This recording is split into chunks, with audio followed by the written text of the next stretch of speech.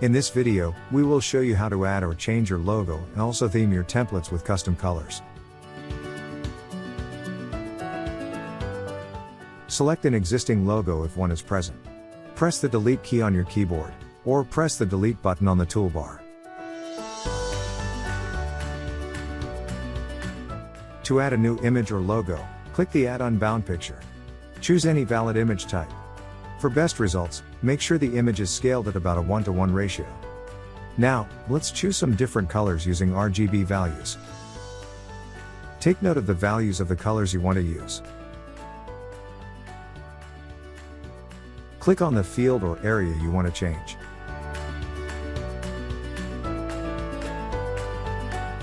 Type in the red, green, and blue values with a comma between each value.